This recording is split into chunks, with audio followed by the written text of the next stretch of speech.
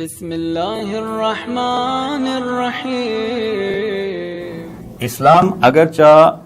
مال کی حوث کو اور مال کے لالچ کو پسند نہیں کرتا ہے، البتہ یہ ضرور ہے کہ مال جس کا بھی ہے اس کے مال کی حفاظت بہت کرتا ہے، یعنی تاکید بہت کرتا ہے کہ کسی اور کا مال ہم کسی صورت میں حاصل نہیں کر سکتے جب تک کہ اس کی اجازت یا اس کی رضامندی نہ ہو۔ لہذا ویسے مال کے پیچھے بھاگنا یا اس کی حوث یہ اسلام میں پسندیدہ نہیں ہے، مگر اس کے باوجود جو شخص بھی اگر کسی مال کا مالک بن گیا ہے، چاہے وہ غریب آدمی ہے اور کسی مال کا مالک ہے، یا بہت ہی امیر آدمی ہے اور اس کا مال ہے،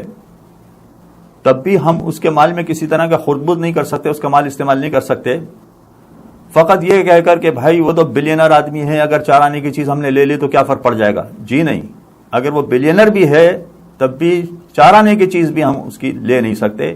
اس لیے کہ مال کا مالک وہ ہے جب تک اس کی اجازت نہ ہو، اس کی رضامندی نہ ہو، اس کا مال ہم استعمال نہیں کر سکتے۔ یہی مسئلہ بچوں کے مال میں بھی ہے، اور ماں باپ کو خاص تاکید کی گئی ہے بچوں کے مال کے حوالے سے بھی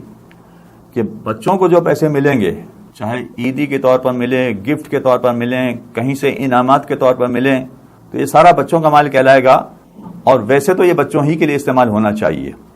بچوں ہی کے لیے استعمال ہونا چاہیے کا مطلب ہے کہ اگر فرض کیجئے کہ بچوں کو عیدی ملی ہے تو بچوں پر یہ عیدی خرچ کرنا باپ کے لیے جائز ہے۔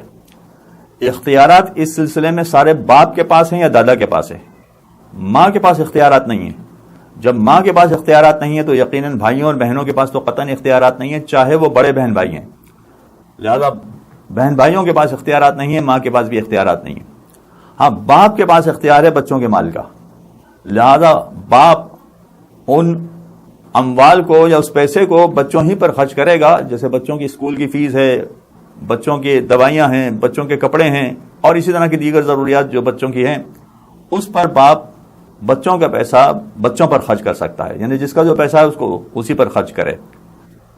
باپ اگر چاہے تو ایک کام یہ کر سکتا ہے کہ وہ بچوں پر خرچ کرے، البتہ باپ کو یہ بھی اجازت دی گئی ہے کہ بچوں کا پیسہ اپنے پاس لے لے۔ اگر وہ اپنے پاس لے لیتا ہے تب بھی اس کو اجازت دی گئی ہے، اس نیت کے ساتھ آئندہ جو خرچ کرے گا اس کے عوض یہ پیسہ لے رہا ہے۔